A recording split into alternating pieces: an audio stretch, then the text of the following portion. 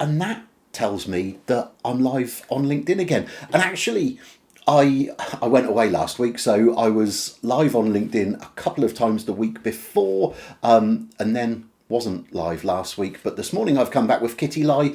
I know that all you can see on screen at the moment is a placeholder. I'm going to ask for the normal stuff. If you're watching, I'll bring myself on screen in a minute and then I'll bring Kitty on screen. But if you're watching this, could I ask you to do me the favour of dropping a comment in the comments? This tells me that I'm live, so I'm going to bring that up on screen. And now that I know that I'm live, let's bring me up on screen as well. And I've got Kitty ready to come on screen. I'm getting some likes and that sort of thing. I'm just going to do a couple of things here. If I'm looking down, it's not because I want to ignore you folk. It's just because I want to make absolutely sure that everyone who wants to watch us can watch us. So I'm just going to share that. Look, if you're here, do me the favour of just popping a comment below and letting me know that you're here. And then when Kitty's on, if you've got any questions about personal branding, pop those in the comments below. We'll bring your comment on screen, but it is really helpful to know from people that they're actually here. I'm just going to share this in a couple of places, so just bear with me for a second. I'm just going to share this in a couple of places before we're ready to go. And when I've done that, we'll bring Kitty on as well. It will be a massive surprise to all of you that I don't have a huge tech team behind me. It's me running the tech, as well as, Raj is watching and Adie's here as well. So let's just pop that there. I'll go, hi, Raj, hey, Adie, hey, Stephen. Let's bring Kitty on then. If I know you're watching, I'm going to bring Kitty on and let her introduce herself. I've known Kitty Lai for a couple of years now, a few years. I first met her at a business show where I was speaking, and then I found out a ton about Kitty's background and her experience in design, her experience in personal branding. I'm going to let Kitty tell us all about that, but I'm going to press the button now and say, good morning, Kitty. Hello, how are you? Good morning, Stefan. I'm good, thank you. I'm just really excited to be here. So thank you for inviting me on. Yes, I'm Kitty Lai and I am the branding expert. So I work with design and branding for businesses, for retail brands, and also personal branding. So I've got two parts of branding. If I can brand product, I can brand people. But I'm here to obviously have a conversation and we can get a bit deeper and talk about more about branding and my background as well. And I know you're interested in the whole title of how I overcame my, how I failed at my own personal branding and how I overcame that. So we'll go back to the very start. But Stefan, thank you for having me on today. Though you're welcome. I'm just chuckling at Roland because Roland, literally just before I pressed the button to come live with Kitty, I said to Kitty, I'm trying to do this with the windows open because the room that I use is at the back of the house and it's quite warm because we get the sun in here. But yes, you've noticed the downside of me having the windows open. You've spotted that already. I'll try and manage that a little bit better going forward. But that was very definitely at my end, Roland, not at Kitty's end at all. You've touched on it a little bit, Kitty. Tell us a little bit about your background, and I'm going to mute myself every time I ask Kitty to speak, so Kitty doesn't get interrupted by the noise that seems to be happening around me.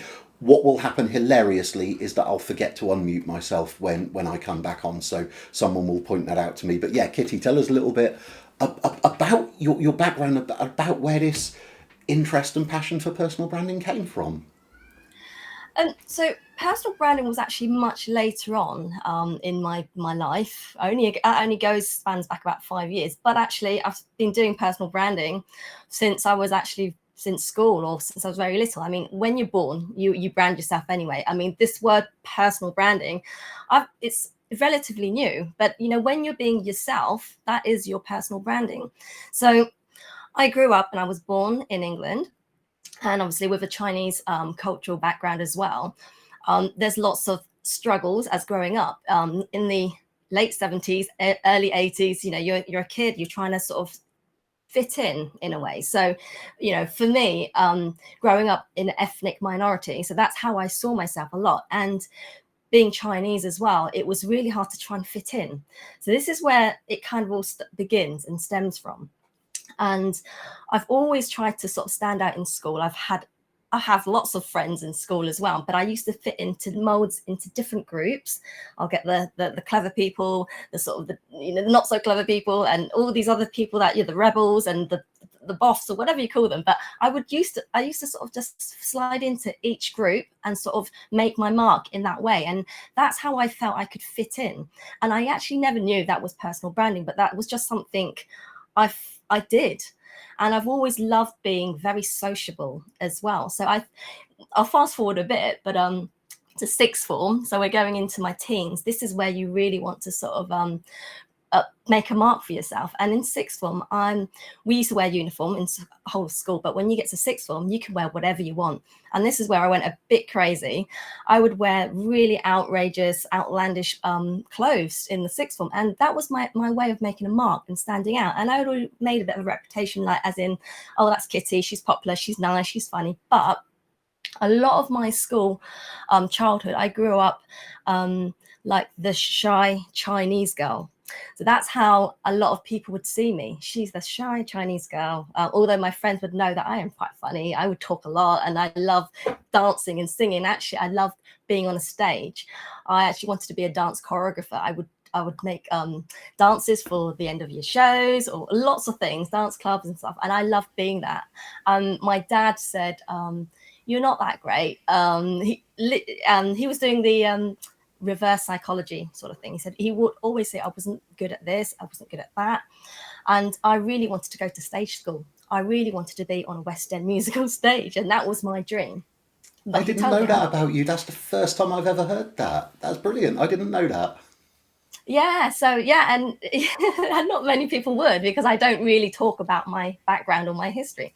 I really wanted to do dancing. And so he kind of shattered my dream because there was no support there. I'm 16, 17, and it's like, oh, okay, I'll go into design and art. My sister was doing that at the time. So I did love packaging and design anyway. I was working summers at a packaging factory for Estee Lauder and Clinique.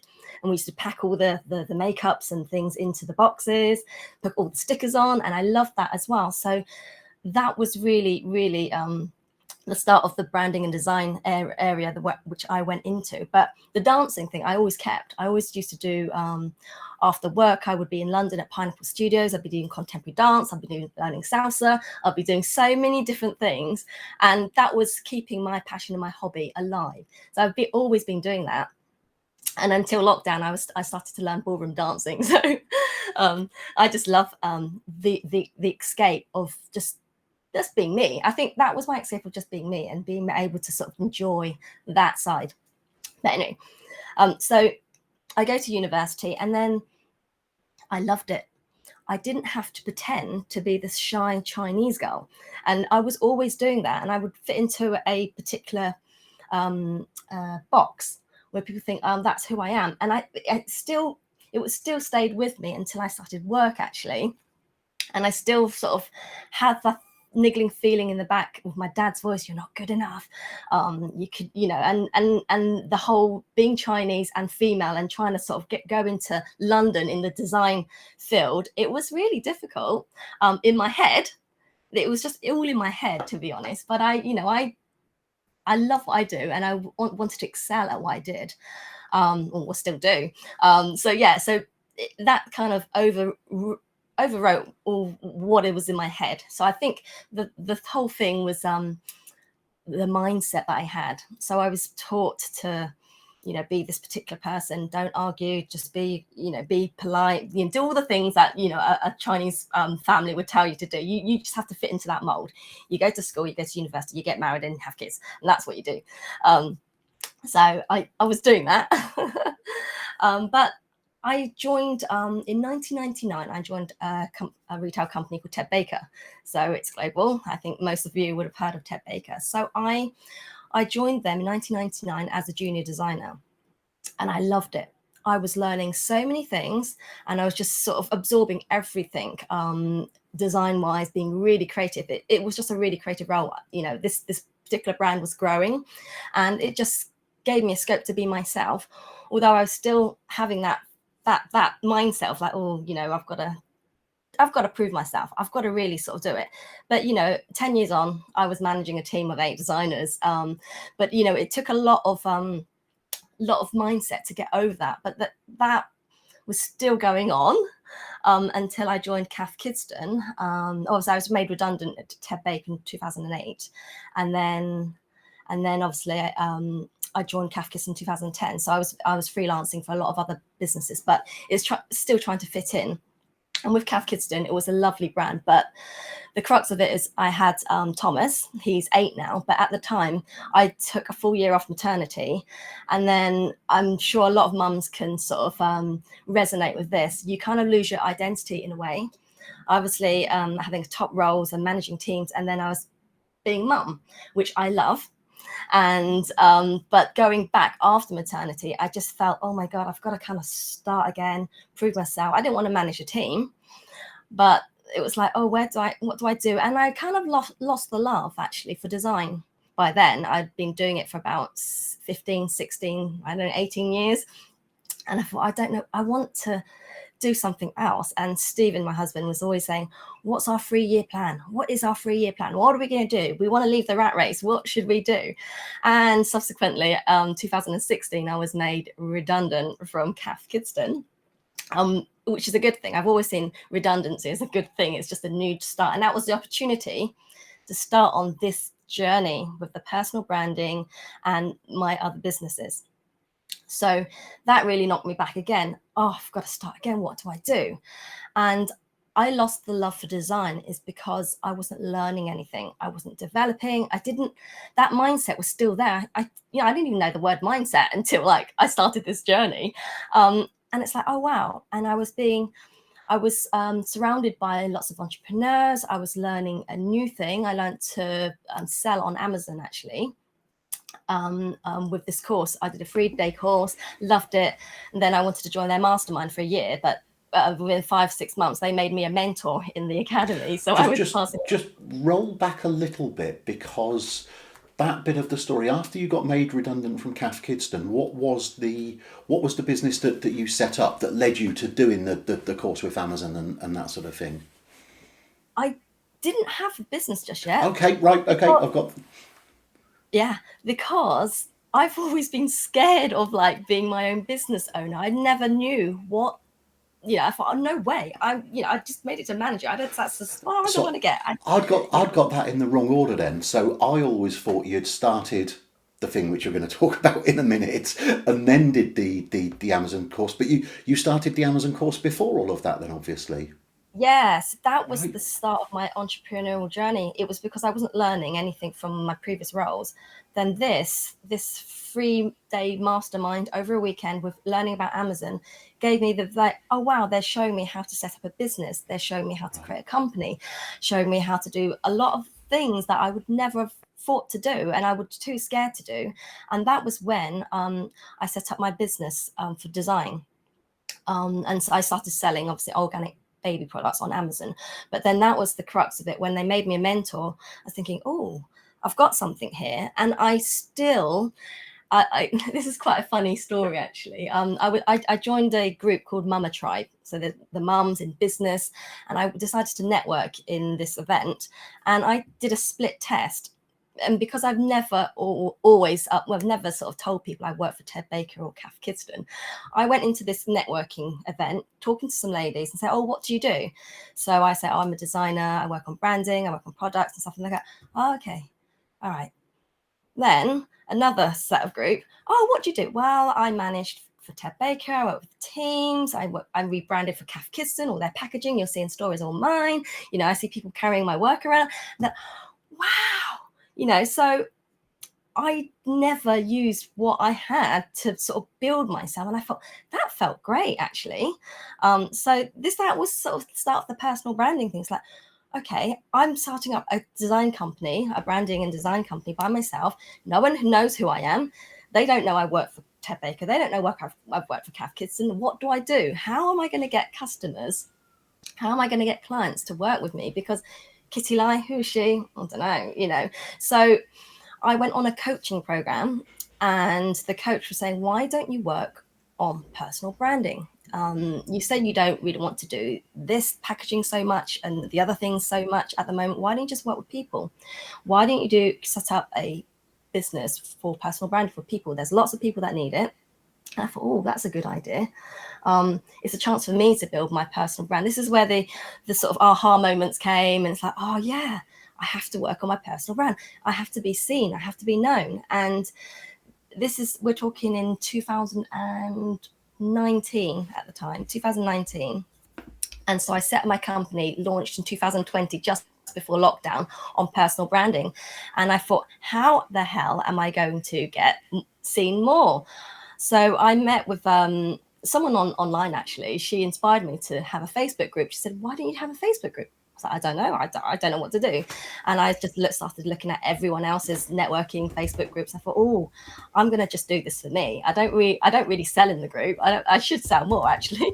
But it was for me to build my own personal branding, because I knew that if I was visible, if I was online more, if people could see me, not just nice little photos of me waving and having a little story, but I thought, if they see me visually and on video, and if I can get interviews, if I can and all these things, if I can do this, if I can write an article, get a blog, be on someone else's show, all these things happen. I thought, well, I've got to start somewhere. So I decided to have people come into the group, experts, and talk about their areas of personal branding. So there's speaking, which Stefan, obviously networking and speaking is your thing. And I thought, well, we met in 2017 or 18, and I thought, well, that'd be great to have Stefan on the show. I'll just ask. And and then it just went that way. I asked quite a few people to be on the show, and it was great. It was talking about branding photography. It was talking about styling, and it's all the people I bring into the group is to help the members. There's members to build their personal brand, and I'm still going with the group. Every week there will be an article or something. I'm not doing video so much. That's the one area I do struggle on, is being on video and creating a lot of content. But yeah, so this is the start, and that's how I overcame it. Is my mindset is like, I have to be seen. If no one knows who I am, they won't want, they won't trust me. And I thought the best way is to build authority, build trust, and build influence online. So that was the best way for me to be seen. And I have, obviously, yes, lots of social media content that goes out on my Instagram and the Facebook group I run as well. But yeah, so that's in a nutshell. I waffle on a bit, but but in a nutshell, because the fine detail, we'll be here all week, Stefan. Oh, I love listening to you. I love listening to your story. It's really telling. I'd known you for a year, maybe 2 years, before I knew about the Kath Kidston and Ted Baker stuff. It was hidden there in your LinkedIn, but you'd never sort of shared that with me. I did just bring up, and I will do it again, this is Kitty's Facebook group, which I'm in there. I'm a member of, and Kitty has interviewed me in there. And if you're watching this and you're not already connected with Kitty on LinkedIn, that's where you'll find Kitty, and I really strongly recommend that you connect with her as well. If you've got any questions about personal branding, let's put me and Kitty back on screen. If you've got any questions about personal branding or about anything that Kitty's saying, pop them in the comments below. I know that a load of you have been enjoying what Kitty's had to say so far. And good morning to Paul Newton. It's lovely to see you, Paul. Can't imagine you being shy, but I can't imagine Kitty being shy either.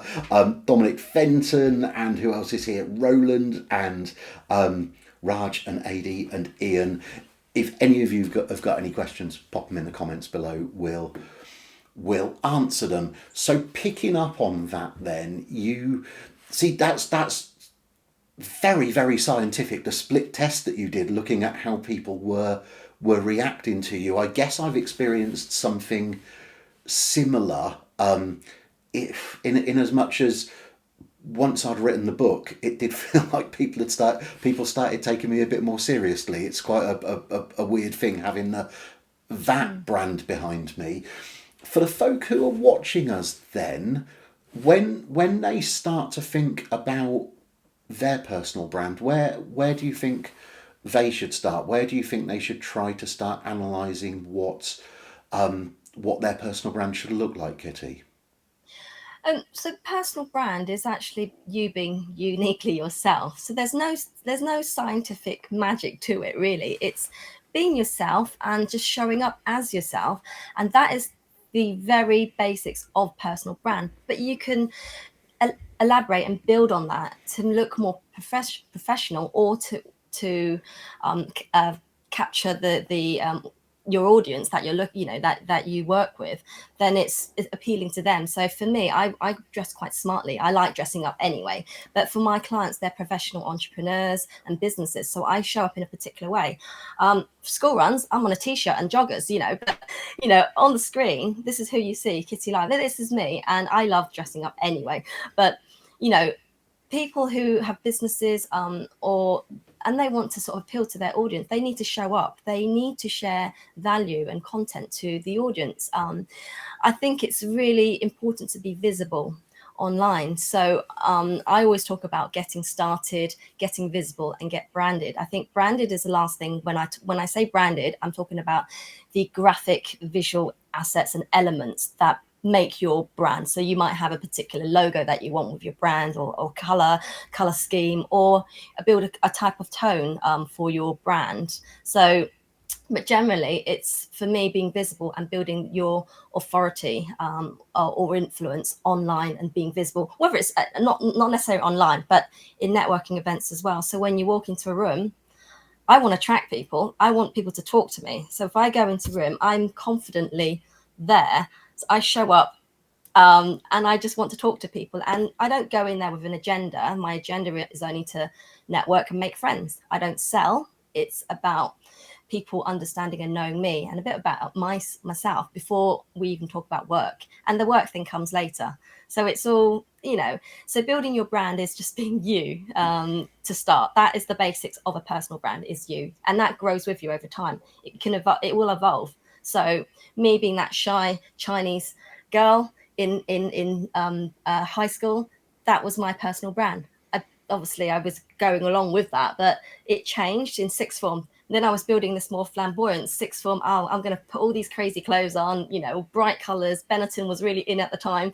But, I was just wearing all these crazy colors, and I got voted the best dress in sixth form because I was just I was just standing out. And building your personal brand, you have to stand out. If you're trying to attract customers, you need to stand out. How do you stand out? Is it online? Is it networking events? What is it you do? So that is personal branding, and that's how I see personal brand. But yeah. I think something that is hilarious about that is that Roland is shocked that I'm not wearing a flowery shirt today, because I seem to have got a bit of a reputation for doing that over the years. I actually do it. I actually wear flowery shirts less and less these days, Roland. And today just a t-shirt worked for me. But I hope that's okay. But it's sort of it's flattering actually, because I've known Roland for years, and he's obviously spotted what I wear over time, because I did start wearing flowery shirts. Ian has asked what I think is a really good question, Kitty, and that is, how did you find moving from, we've all got our own story about this, but how did you find moving from the very corporate world to the entrepreneurial business owner world? um, Difficult, challenging. But yeah, moving from a corporate and being with teams of people, is very different, because being the one-to-one is very lonely. I'm fortunate because my husband Stephen, he works from home. He's an entrepreneur as well, so we bounce ideas off each other. But I've always kept networking. So I surround myself with people from coaching groups, or other women's entrepreneur networks, or Stefan's Connect network. It's always keeping yourself grounded as well. So for me, going into a one-to-one entrepreneurial world is harder, but that's why I'm doing all these steps to get myself seen. I do speaking events now, but that was a challenge for myself, to actually be visible and be on a stage to talk to hundreds of people about packaging and design. And yeah, so that is one thing that's constantly going as well. So I see opportunities and I sort of try to seize them. But yeah, finding clients is an ongoing thing, and it's just building your reputation. I get a lot of referrals, to be honest. The last 2 clients I signed up last week, they all saw me on a podcast or a video. 2 separate. One was a referral from someone that I'd literally met or handshake at an event. He said, "Oh, speak to Kitty. She can do packaging and design." Another one was following somebody else on a podcast, and she saw me, reached out, and so I see, it's working. The whole branding, personal branding thing for me is working. Going on to shows, podcasts, and writing my own blog articles as well. I also write for other online magazines. I think it's one of the catchphrases or sound bites that I use quite a lot is that the real opportunity is that most people won't bother, and you're an absolute masterclass in someone who is bothering, because you're constantly out there. It's impossible to ignore you, and that's, I find, I've probably never told you this, but I find the way that you do all of this really inspiring, because you're present in your Facebook group, you're present on LinkedIn, you're present in my networking group, you're very present on Instagram as well. Plus, you're putting the effort into writing the blogs, appearing on other people's podcasts, bringing people onto your own show in your own Facebook group to interview them. And you're just putting all of this effort into being visible. AD has just picked up on that, and we won't get all of AD's comment on screen, but he says that the split test at networking, all about things that help people engage in conversation. Love the be seen element regards to Facebook group, often more important than showing off technical knowledge. There is something that Kitty does, AD, and Kitty sort of does it absolutely naturally, but that thing about being the host of the party and inviting other people to your party, Kitty invites people to her Facebook group and then gives them a ton of value just from being in there, which has a side effect of Kitty being hyper visible. Sharon has got a question that is and I know none of you saw it, but Sharon very kindly came in and shut the windows earlier on so that we lost the sound that we were getting from outside. Sharon is asking, if you have different aspects of your business, e.g. speaking and networking, etc., would you brand them all differently, or would you have similar threads which run through them all? Would you use different colours for each part to separate them, for example? No idea who Sharon's referring to, but that's Sharon's question. I understand the question. Actually, I wear many hats, Sharon. I'm the mum, I'm the designer, I'm the mentor, I'm the host, I do many things. I have several businesses as well. So I show up as myself. So if it's just, we're talking just personal branding, Kitty Lie is Kitty Lie. She does what Kitty Lie does, right? So I'm just showing up as myself. There's no particular color scheme or anything. There is when it comes to, if you're sort of niching it down to the business, Me Brand is my personal branding and design business. There's a particular color scheme. There's a particular look and feel on if you see my website or my my Instagram, there's a particular look and feel to it. And that's how I branded Me Brand. But then I have another business for sustainable fashion clothing called Kit London, and that has a completely different look and feel to that as well. But I don't separate it at all when it comes to me, to my own personal branding. That's what I do. I have my own Instagram, personal Instagram, and that puts in everything. That puts in the Me Brand, that puts in the fashion side, that puts in me, that puts in my family, and that is me overall as Kitty Lie. I'm the branding person, and that's what I sell a lot, and I work across all businesses. But when you're trying to sort of separate it, you can't, because if you're being Sharon's Sharon. She does this. She is the entrepreneur. She's the business person. She's the, she's just being Sharon. So personal branding is yourself. So you don't need to, unless you're actually selling a particular product or business, you might want to sort of brand that in a way, but generally no, just be you.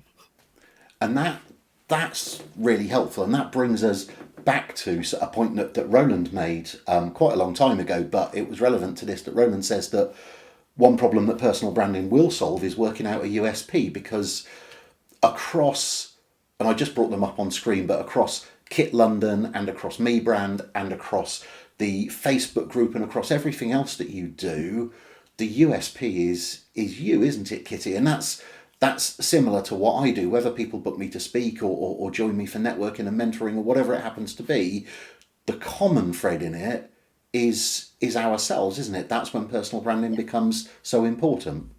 Yeah, absolutely. It's something that Gary Vaynerchuk says, that people spend time looking for their niche when actually the niche is us. The niche is the person who's doing the business, and I think that that's something that you've managed to sort of encapsulate in what you're talking about there. Absolutely. And my whole thing is that, I love branding. I love making things look good visually. And that's why my Instagram is a particular way. I love, art directing and doing things. And I'm quite particular. And some people might say a bit of a perfectionist, which I don't see that as a negative, actually. I like things in a particular way. And that's me. That's how I work. If you see, my work actually that I've worked over the years, it's quite funny because one of the printers I know, he could just tell it was my work. It's just, he says, that's just got the Kitty mark on it. I don't know how, but he just knew that from all the designers that submit the work for print and stuff, he would know that's Kitty's work. So it's quite interesting. I just put my mark on it, and that's what I do. I wonder what your signature is. I'll be looking for it now in everything that you put out there to see if there's a signature style which I haven't spotted yet, because I think every piece of photography that you put out there on Instagram, you obviously think very carefully about before you put it out there. That is something that I have definitely spotted about you, that you do put, you don't ever just throw content out there. You obviously put some thought into the content that you put out there online. Yeah, and there's lots of things. I have lots of content, photos on my phone. It's like, oh, I've missed them at the moment, or it's like, nah, I don't really want to share too much. I don't share too much about my home life on Instagram, and that's where most of and Facebook. Facebook, I share more, but Instagram is because I've been hacked before, and I just don't like the idea that my son's images are on there, and I kind of, so you'll see on my personal link Instagram, you'll see less of Thomas on there. I've left some old things, but stories is fine. But I've kind of sort of tailored it. It was very personal to when I first started Instagram, because that was getting familiar. And then as I've grown as an entrepreneur, that you'll see my whole story actually evolve, to be honest. If you see my all the way back from being mum, or just as I'm starting to be an entrepreneur, you'll see the whole story of my timeline will change on my personal Instagram. And this is where I am now. But I want to sort of protect obviously the family and stuff. So there's certain things I will put out, but generally I give value, and it's almost my personal diary, really. I don't write, so I just do it in visual form. So it's just for me to remember, oh, I did that. And I'm a bit of a poser, Stefan, actually. So I like to sort of put some photos of myself. I'm gonna I'm gonna bring your Instagram up, actually, for anyone who's not already following Kitty on Instagram. There she is, kittylie.brand. See, I'm glad you said that. I was thinking that your photos on there are, yeah, you've obviously put a lot of thought into the photos that you put out there. I would never have used the word poser, definitely not. But if anyone's not following you, I think what is really interesting to me is, and this is worth us talking about, how this stuff does evolve over time, because a personal brand isn't something that has to stay exactly the same over years. It evolves with us, I think, doesn't it?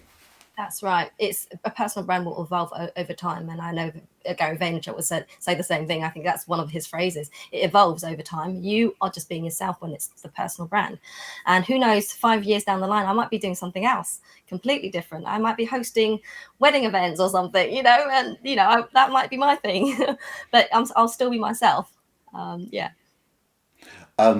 Yeah, I wish you'd have made that decision a few years ago, because Sharon put a huge amount of effort into sorting out our wedding last year. Yeah, I'm sure she could have done with some help from someone else as well.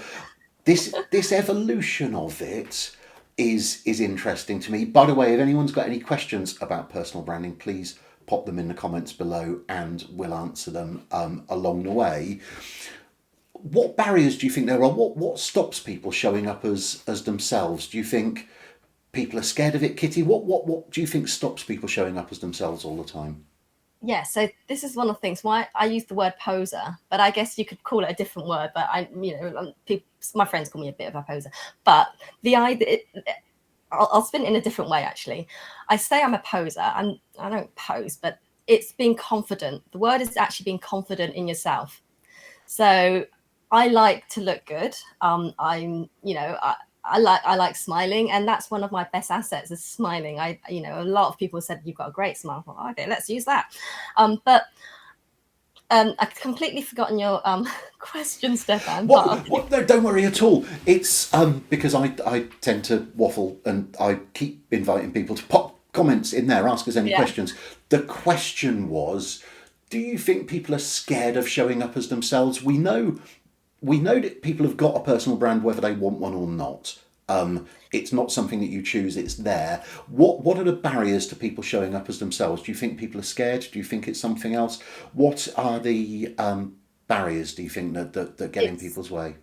it's definitely the fear of showing up. That because everyone thinks I've got to show up, I've got to be visible. They always automatically think they've got to do a video or I think it is literally showing up is the main thing is speaking. Public speaking is one of the things that people really hate, and they think they have to speak or to present something. I mean, I really hated meetings back in my day. I hate it. I cannot do it. I was running a team and I just could not do it. But it's what's stopping people from showing up is the confidence and the mindset. It's if you want to achieve something, you have to overcome that. And I've had to overcome those barriers, being female, female boss. I was running a team of guys, and being Chinese as well. So it's like for me, I'm like, I've got a lot of things I had to overcome, but it's all in your head. So I think unless you make that first step, and I always tell people in my group, if you want to start your personal branding and showing up, just start with a photo, just start with a photo and a bit of your story. And I think people are reluctant to share their story. And some people I've heard that they say they've got a boring story, but everyone is different. Everyone's uniquely different, and everyone has a story. Whether they know they there is always something from their childhood or something that spurred them to be there. And people, members that are in my group, they want to learn about personal branding. They want to start it, but it's getting started. And I think the first thing is being visible, whether you're out on networking, out in sort of in-person networking events or online. I think if you go online or you go to a webinar, you don't have to put your photo, just keep a photo if you're scared to actually be on video. But I think it's that first step of overcoming it. And I think that's just the challenge. You need to challenge yourself if you want to build your personal brand, for work or for authority or influencing others. Yeah, it's the Sharon and I were talking about this just yesterday in terms of what's my once we're out of the summer holidays, what's my strategy for being out there networking for the next 6 months, the last quarter of this year, the first quarter of next year. And I've done over 1,500 networking events, but I know I still need to be out there and still need to keep visible and keep relevant to people. And people do need to understand that they need to be seen. And I think their personal brand will develop with them. And in fact, Stephen has asked, how do you get started with personal branding? What are your top 3 tips, Kitty, for personal branding? The first one is to get visible. That's definitely the first top tip, is to be visible wherever it is, just on your personal post um, or on your your social media. I think that's a great place to start, whether it's just in a small little community of people. But sort of showing up is the first, is being visible firstly, and then showing up as well consistently in the groups that you want to attract as well. And then the third tip, it would be giving value. I think personal branding is all about building that trust with people. So building rapport and trust, whether it's out in person networking events or online, I think you have to be visible, definitely, and build trust with other people that you network with as well. So yeah. I wrote something about this yesterday because the huge benefit of being visible is that you're giving people the opportunity to decide for themselves whether they trust you. It's not even about persuading people to trust you, but the more visible that you are, and the more value you put into the relationship, the more chance people have got to make up their own mind, haven't they? The more chance. But people seeing you talking to me this morning gives people the opportunity, and I'm sure they will, but it gives them the opportunity to decide whether they like and trust you based on what you've said. And actually, if you're invisible, you're not even giving people that opportunity along the way. Sharon asks a question which is regarding branding rather than personal branding. And it's a really good question, actually. Is a good logo an essential starting point when it comes to branding? So branding, to me, when you build a brand, is the whole experience. So it's not just the logo. Branding is not just the logo, it's the experience behind it. It's the tonality that you give to your audience. It's obviously the colors matter, but essentially branding to me is the experience that your customers will get. So it's not just the logo. You can have you can't really have a product without a logo, but it's not essential. And it's been said to me in the past that branding is what people say about you when you're out of the room. Branding is what people say about you behind your back when you're not listening. That's the real branding that's important. We're going to be here for about another 5 minutes, folks. So if you've got any more questions to Kitty, pop them in the comments below and I'll make sure they're answered. Where do you prefer people to find you, Kitty? Where would you like people to connect with you online if people are watching this and would like to go on and connect with you? Since we're on LinkedIn, you can connect with me on LinkedIn, but on Instagram is the better place as well. So whether it's my personal or me brand, that's where I am. But LinkedIn, you can just message me, connect with me, message me, and I'll see your messages anyway. And that's one of my things is also to sort of get back to everyone. I never sort of leave a message untouched or unanswered. So for me, even if I don't need their services, I will still get back to somebody. So yeah. I've not put myself on mute and I'm typing away there, aren't I? So I've got Kitty's link up on screen, and then I've put the link in the comments there as well. And Kitty mentioned Instagram as well. kittylie.brand on Instagram or me.branding.you on Instagram. But actually, you've got a Linktree page as well, haven't you? I found that earlier on, Kitty. So on that's both of them. Yeah, on both of them, there's Linktree on the Kitty Lie brand and then on the Me brand. So it's a kind of split. Me brand's more design focused and branding focused. And yeah. Sorry, carry on. You're about to say something. Oh no, so yeah, so that's the my personal Linktree. But you can find me everywhere. Just type Kitty Lie and you'll just find me on Google. Yeah.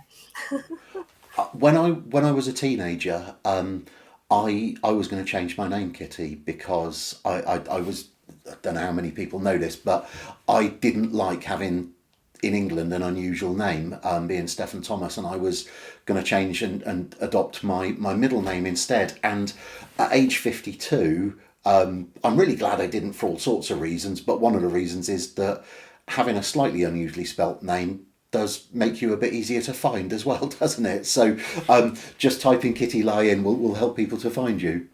Yeah, I'm battling against the Hong Kong actress, so I'm not her.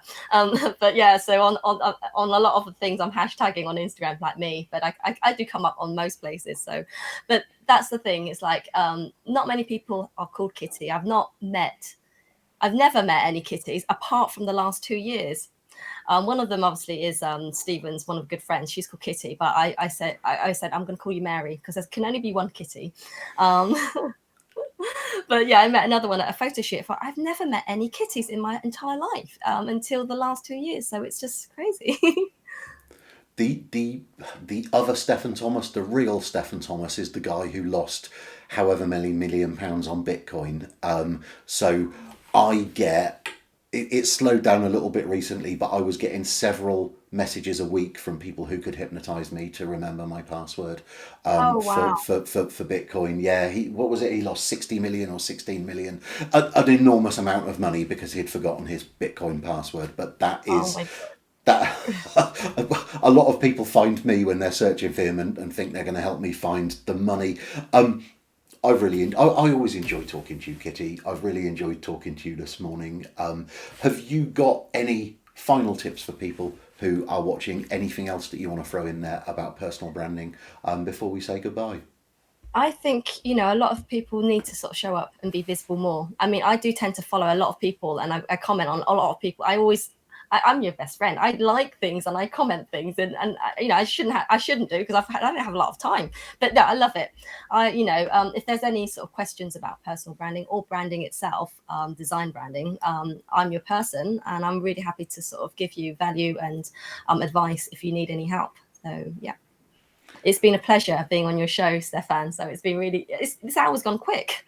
It has. Well, we're about 45 minutes. I take it to about 45 minutes usually, and but it has gone quickly. It always does go really quickly. I always enjoy talking to you, Kitty. Thank you for your time. I will press the button any second now, which takes us off screen.